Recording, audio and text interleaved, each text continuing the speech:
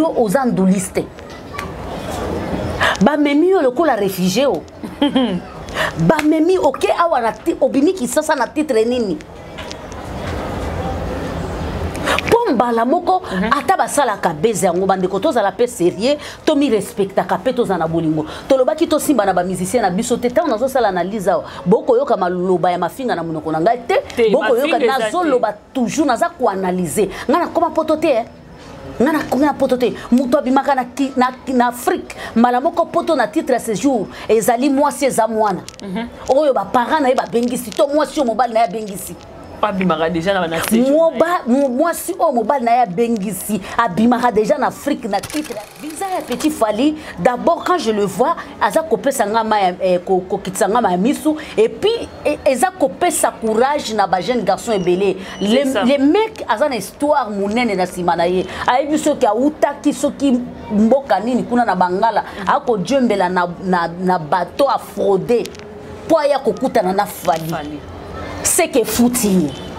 Donc à ça là qui nous sont en pambaté. Les seuls visas qui m'a touché là, c'est ça. Les restes des abattoirs qui n'ont pas bango. Donc nati le collègue va kendara chaque jour place nous sur bazala naï. Si on a évité visa on a golo moko tinde lien na place au monde photo ya artiste naïe mais au monde ka photo ya nani Fally. Ça veut dire que non, vous savez bien que nous sommes botier Fally te Bogota la maté parce que chez nous chez Djika quand on dit spécial ils n'ont subi là ata linza kaya mutu kota kate mais to chaka kaka jeune leader place au Fabrice Mando la ngango na batak. Quand on parle de jeunes leaders là, spécial ils n'ont subi. To lobara biso ata mutu mokote.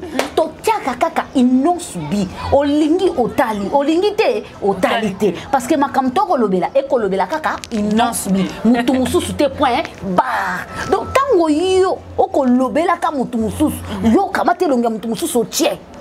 Donc yo comme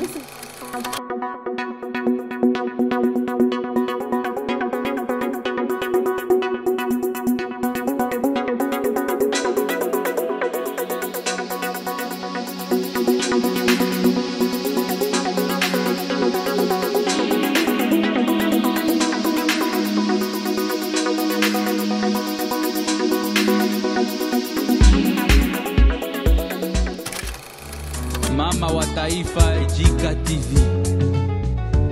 Salut fidèles abonnés de Jika TV News et bienvenue à l'émission au micro des stars présentée par moi-même Rachel Mandé. Je salue tous les abonnés de près ou de loin et merci pour la fidélité pour la confiance au beaucoup toujours confiance à sur la chaîne Jika TV News.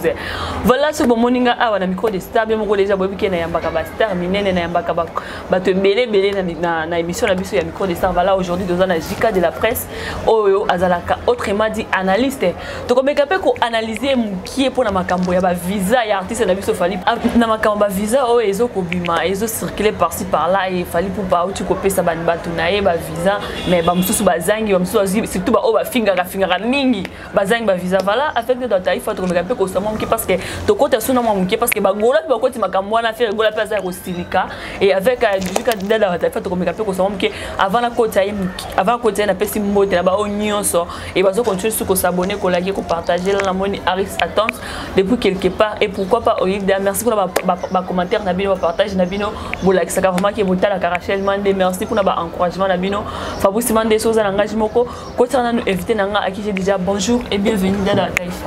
Bonjour Rachou, bonjour Naba Bonnet sur Jika TV News, bonjour Naba Étoile, bonjour Naba Griffe tu à monde entier, bonjour Naba Obalinga Kadada Taïfa, la maman des nations, bonjour Bakisela et la reine, donc on a passé bonjour Bissika Nyonso Baza, bonjour na JDK Mopa au Soda Poto Noko International na Katia Paris, bonjour na FT quelque part, bonjour na yo, bonjour na tout Obalinganga, ba Griffe ba partager capé ba commenter ka émission na pesi bino bambote ba porte parole ya fo Congo number 1 na pesi bango bambote ba tout Obalinganga Jika ma dada taifa la tantine la maman de la nation na pesi bino bambote ebele bozana besoin ya marketing bozana besoin to lobela bino bo contacter biso en tout cas et ko sala biso bien tango bozo contacter biso bo contacter biso na numéro eza identifiable soko contacter biso na numéro eza identifiable et ko sala pasto ya mbayo parce que vie ba réalité ya mokili ya lelo eza moi passi poto ya mbayo. Merci beaucoup. Voilà, dada taifa toko ta maman na sujet na biso. Dada taifa makambo ya fali pour pana batuna ye pona makambo visa. Mais quand mpe ko expliquer biso mukie, ko analyser les biso en tant qu'analyste. Bon, likambo visa na ba musicien e banda leloté. Vous comprenez? Voilà. Likambo ba visa na ba musicien eza na bakolo masolo. Tango nazolo baba kolo masolo nazomona papa wemba molimo ne pe manakimia nazomona kikester kwa mambo molimo ne pe manakimia nazomona Kofi Olomide azana bomoi nazomona Werason Jibempia na bakolo makambu ya ba passeport babenga kango bangulu. Voilà. Donc mukolo indusa wana eza papa wemba bangone bana indusa wana ya keno wana mois 2000 mois 3000 mois 4000 pesaka to kenega na système ya orchestre na système ka ya équipe ya musique indusa wana ebanda na ye moko viekuru. Donc cela veut dire que non indusa nyoso to sala lelo ya sika ezati même chemise on a lati na tango akalizala suko ndenge na bwaki yango boye na tango akala ba koko ba yaya ba mama na biso ba bando bwaka ngo pe kaboye. Donc ndenge za boye ya sika ezana ngote na monde ya sika pona moni likambo ya ba passeport balingi ba komisa ngo lokwa likambo moko boye extraordinaire lokola likambo moko boye incroyable nano esalema te zela ma chérie nano esalema te. Donc na rappeler kaka keno et c'est salema wana nano na Werason Kofi Olomide bapinira ye 11 côté Europe pona ni kapula makamba vi bakolo lisolo wana yango wana. Donc bango déjà kutunde bazana bazala déjà na ba délégation ya bangulu à l'époque ceux qui le to beti lisolo nango ça veut dire que no baza ko zong bazo ko landaka nzela wana. Alors na ebité likambo ya visa et salinini. À l'époque, à l'époque, il y avait Kofi, il y avait Papa Wemba, il y avait maintenant, à l'époque, il fallait 54 billets, 54 passeports, visa plutôt. Est-ce que vraiment ils sont solo? Et cause à la paix à solo, tout comme cause à la faux. Na qui côté à solo? Merci beaucoup. Orchestre et entreprise. Orchestre et entreprise.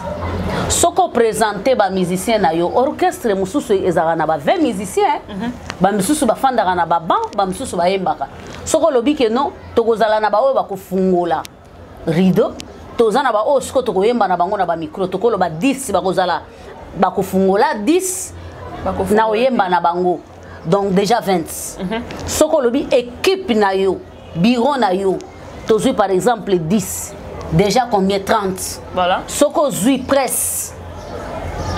Communication na yo. Tozui par exemple 15.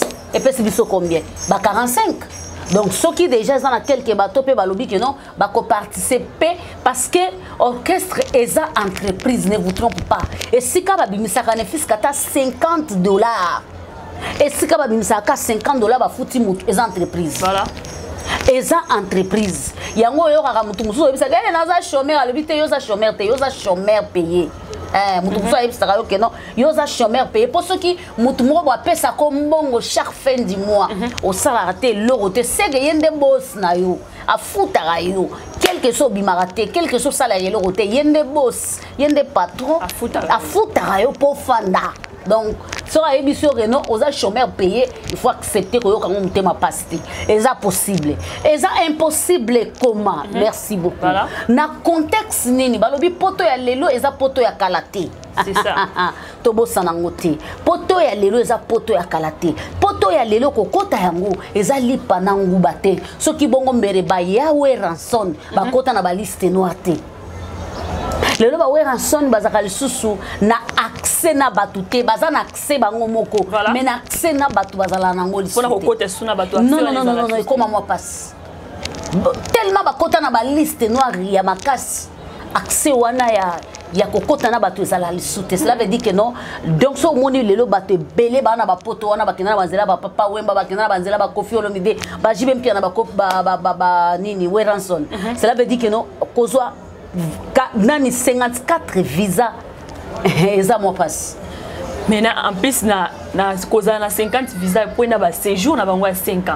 Eza impossible. Na ebité makambo poto je crois FT a comme expliquer biso ba oyo baza na poto ba yebi bien ba komeka ko expliquer biso ba okomela biso même na ba commentaire pourquoi pas ba benga biso ba expliquer biso. Voilà, c'est ça. Pas expliquer biso to comprendre nano parce que na mo connaissance ya mukena za nango. Na yebi ke na likana nzela kelasi, na yebi ke na koma poto te na yebi ba réalité. To yebi biso nyoso to meka ka ke to bunda na lobi lobi to sanini. To betata moi tout quelque part. Eza rêve ya mutu nyonso. Donc epekisa mina ngote. Mais to me ko raisonner nan. C'est ça. Mundele zala aboy. Soko zo kende neti bango. Eza entreprise. Ba kenda kana ba séjour ya 1 mois. Ce qui est moulaye za 3 mois. Si je ne me trompe pas, ceux qui tozan zela moko na ba abonné nanga. C'est ça. Ce qui est belé za 3 mois. Parce que ba kenda kana visa ya tourisme. Voilà. Na ebite so na za nzela. Ba kenda kana visa ya tourisme. Visa ya tourisme jamais elle cas 3 mois. Jamais. Parce que tourisme on a éco permettre yo au côté en espace Schengen tout. Espace Schengen nyonso visa ya tourisme et ko permettre au kota pendant 1 mois, pendant 3 mois. Après 3 mois wana ndeo mona kaba misusu sikoyo na katikati wana o akolinga soka lobike nombo na kotela ki na nzela France na ke na ngana ke de Belgique na kota ngunda na Belgique ke akoti ngunda na kotela ki na ngana nzela ya France na ke Suisse na kota ngunda ake Suisse ya koti ngunda parce que visa wana yaki na ngozo permettre ye akota espace Schengen mobimba sauf Londres. Espace Schengen mobimba visa wana 3 mois au permettre y. Mais tant que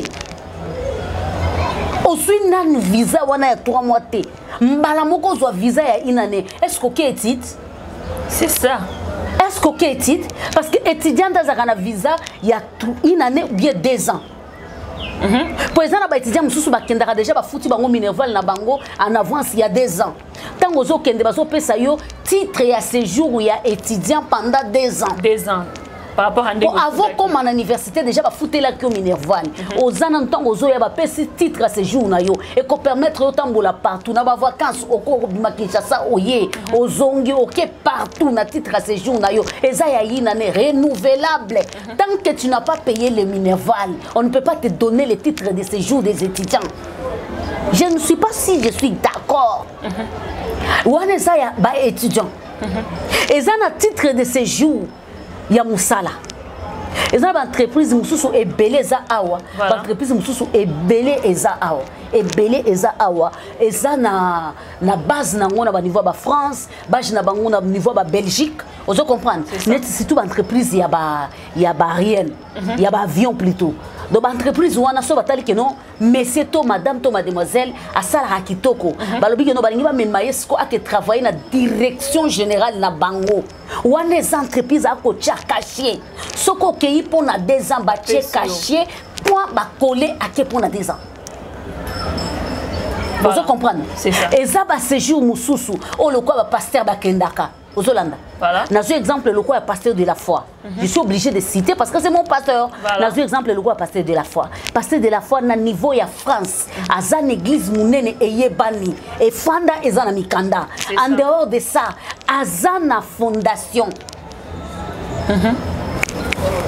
Azana fondation internationale. Les amis de la foi en Christ. Et yebani monde entier à cause kaya kombo wana tu vois tu peux avoir titre à ce jour il y a une année tu peux entrer tu peux sortir on dit que non tu as le droit de venir ici parce que tu as quelque chose à faire ici dans notre pays ton église eza ko futa pa kuna mboka na biso fondation na yo to entreprise na yo eza ko futa pa kuna mboka église na mboka na biso donc tu as droit à ko pesa yo visa. Ils ont passé parce que ozo comprendre makam non ke na malembe to na droit ko pesa yo visa maintenant yo ozanduliste ba memi yo lokola réfugié o ba memi OK awa na obimi ki sasa na titre nini mbala moko ata basala ka beze yango bande ko tozala pe sérieux to mi respecta ka pe tozana bolingo to lobaki to simba na ba musicien na biso te ta nazo sala analyse boko yoka maloba ya mafinga na monoko na ngai te boko yoka nazo loba toujours naza ko analyser ngana koma poto te ngana konga poto te muto abimaka na Afrique malamoko poto na titre à séjour ezali mwasi eza mwana oyo ba parents na ye ba bengisi to mwasi o mobile na ya bengisi abimaka déjà na séjour mwasi o mobile na ya bengisi abimaka déjà na Afrique na titre à séjour. Oh, bah, bengisi officiellement ça na mikanda ya l'état ya mariage civil mikanda on ba kenda kotika na ambassade officiellement l'état comprendre non likambu ya Maria libala mundela boya kangote likambu ya mama to papa ko bengisa mwana avec justification ba boya ngote obimaka déjà na titre ya séjour. Donc ça ko permettre ce que ça moi si ba ko peut déjà titre à séjour il y a 5 ans. Voilà. Donc tu sors à Kinshasa, aux autres qui pas déjà la titre parce que mobile na yo muto bengisi yo dès que commis les loso ko lobi que lobby na osala osala. On va dire d'accord ça. Au kosala parce que aux a titre na yo déjà parce que couverture ya mobile na yo to ya ba parents na yo zali ko couvrir yo. Mais ce que bango en tant que bandoliste, en tant que ba musicien ba ke na couverture nini. Peut-être en tant que non. Ils ont eu des visas. Ce n'était pas aussi 50 quelques comme on a dit. Ils ont eu des visas. Les visas que moi je peux remercier Fally Ipupa. Et je dis merci, c'est les visas des petits Fally. Voilà. C'est pour encourager Batumususu Oyo. Un certain moment petit Fally abandana neti na ba mafinga ya kozonga na nzela. C'est ça. A komi na koyemba Fally, a komi na kolobela makambo Fally, a komi na kosaba makambo. Visa ya petit Fally, d'abord quand je le vois, aza kopesa ngama ko kitsanga ma misu et puis eza kopesa courage na ba jeune garçon ebele. Les mecs aza na histoire munene na simana ye. Ayebi soki autaki soki mboka nini kuna na Bangala, ako djembela na bateau a frauder. Poya kokutana na Fally. C'est que foutu. Donc à ça là qui n'a pas battu. Les seuls visas qui m'a touché là, c'est ça. Les restes des abattoirs qui n'ont pas. Donc nati le collègue qui n'a chaque jour place nous sur bazala naï. Si on a évité visa musu ça, faut pas de musu ça. Maniqué. Non, maniqué na yo ki no ba o ba finga ka bakenda kité. Ba ba finga ka bakenda kité. Ba ba finga ka bakenda kité na yebité soki pona nini bakenda kité. Ezate ba ba finga ka. Eza ba ote ba finga ka mais ne bandeli ba liste bimaki ki ba manike bazati. Ouais, biso nyos to mona ki ne bandeli ba liste bimaki ba manike baza. Mais tant que tu découvrir vérité que no ba manike ba tikala ko zalate, tu découvrir vérité que ba ki sinjora bazalate, tu découvrir vérité ba to belé bazalate. Ya 54 visa na 2023 Paris. Ata Paris en comme poubelle. Kana kilelo. Ah.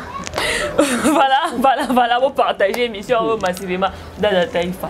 Si quoi, tout le monde a payé, dès qu'on a vu se faire rigoler la paix à Siliki. Alors, hier, quand tu as boité, il fallait faire rigoler à l'obéli web. Oh, et autres tambola déjà, bah, l'obéli n'est pas. Nani fait rigoler à Bandeko. Mais non, soit bateau ma bombe, bah, aux angles, au salam de bo. Kochako kamata komba munene affaire gola ko kansangona na bato ba ba te buto mi respecter parce que aye ko répondre Fally par rapport ya nani a répondre Fally ko ba makambo yebite ndiko nga mwasi nani a répondre Fally faire gola répondre Fally ah soki golo moko azangelo ko sala akamati photo Fally ache abanjo loba eza faire gola ah tout ti golo ba biloko bongo ko tout ti golo ba eloko wana nazo pesa conseil na on continue toujours ko pesa conseil na ba golo au moni ba golo bino Bokit sera toujours Fally, c'est bien. Maintenant, on a neti, bagolo o ba na indusa ya musique te, balimba comme ça Fally nani idole na bango. Po au mona golo moko atinde lio lien na place au mona photo ya artiste na ye, mais au mona ka photo ya nani Fally.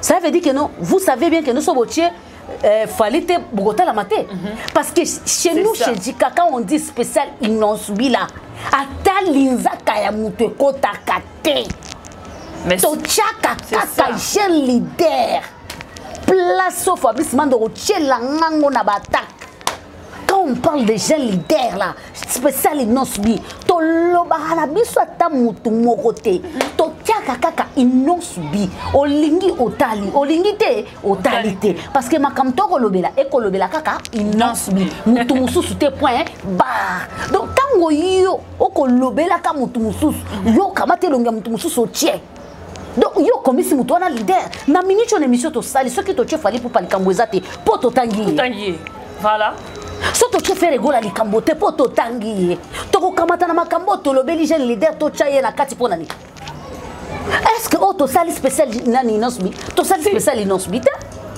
to sali spécial inosbi bagoloa baza toxique na lobi ba Gaulois nyonso te bolimbisanga parce que je connais des Gaulois intellectuels les Gaulois toxiques là vous commencez à utiliser Fally Ipupa bon ça l'attention beaucoup comme ça que leader na bino ça le savoir beaucoup comme ça est monument na bino ça le savoir nanzelo to kende na liro to kende ba Gaulois si na ba TikTok live ka Fally non dynastie uchobima bobeta lisolo dynastie te ba lobela ngote bobeta lisolo dynastie te mutuna kande na otuna binoka yango wana dynastie lisolo na ngo ezate do bobeta penza lisolo dynastie te et lisolo dynastie ata moko te ebetama ezaka Fally to ebi ke Fally asa na système na osala ba base ana système na osala ba base yaya na système na osala ba base bobo akisa na ko cheka loba la fois passé bobo akisa osundola ezabase.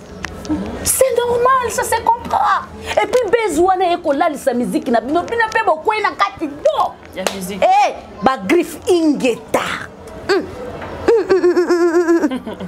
Eloko makasi Afro Congo #1 biso to kota na distraction wana te so eza actualité ya jeune leader to dindaka to boy na boy total te total te jeune leader ka c'est jeune leader na minute ezaka Madelina na Madelina Belgique nde makambu le 1er décembre au Pesimbwa boye wana nde ça va même taper prochainement maman prochainement tant que tu vas renchérir si Madelina na deuxième bébé zoya nani hôtel bino bo continuer à comme ça Fally vedette na bino et talibine.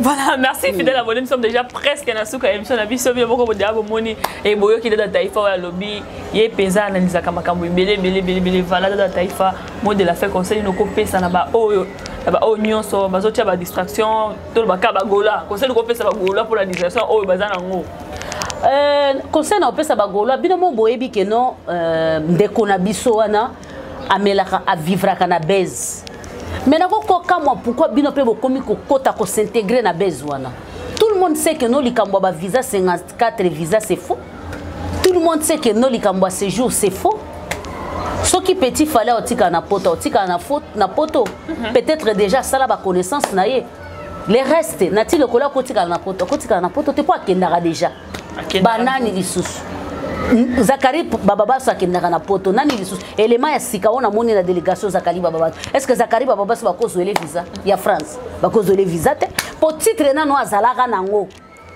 et PC visa na facilité en dehors de ça aza PDG ya TV et copé ça y est visa na facilité pourtant mozo que ne présenter mondele que na okende touriste mais na mboka tel na za PDG entreprise tel même lié na ba preuve aloba me mutombongo ba okima na mboka na usani kamata visa donc mutu lokola ye kutoko beta lisolo te to beta nde lisolo ya petit Fally donc ba kola bokoti na histoire pour na dynastie bo bwaki yango na full tozala batu ko to la mukati bokoti na histoire au point nini eza pas si pe mawa na komi na suka pona oyebisa ba Gaulois que non un certain moment bo se calmer bo doser ça n'est trop boke musika mingi bo doser bo pesa moi temps bo doser bo pesa temps na artiste ezala kitoko makasi. Merci beaucoup Rachel Man. Merci beaucoup na ba onyo so balanda ki biso ba na bo sabona te abonnez-vous massivement dans taifa moi dédicace na yo ezate na ba o to balinganga so bolinganga bo aimer bo partager bino batu bozaka libanda biso awa na kati ya Congo tozaka na problème ya ba méga bino boza problème wana te soko zota l'émission au moni ke ba che publicité ne coupe pas laisse s'il vous plaît c'est une façon de nous aider publicité wana ndeko booster chaîne na biso ndeko tinda chaîne na biso ekende liboso ko kata publicité na biso te tika yango ekende tina suka. Je vous aime, je vous adore. Si tu m'aimes vraiment, soutiens mon travail. Tu vas soutenir mon travail comment? En partageant, en commentant. C'est tout. Merci. C'est tout. Merci. merci na ba onyoso bana na biso merci na Fabrice Mando Azaki derrière la caméra et ceux qui nous ont bazongité tokuta na bino mbalasima et pardon et juste il rappelle aux gens posté la publicité na yo et ba marketing ba biloko na tout contacter biso juste na plus 243 89 86 49 738 aux gens posté pe le canal JK TV News lobela pour la ba biloko na yo pasteur et opportunité yango yo et juste na numéro où toto pesa ceux qui nous ont bazongité tokuta na bino mbalasima bye bye à la prochaine.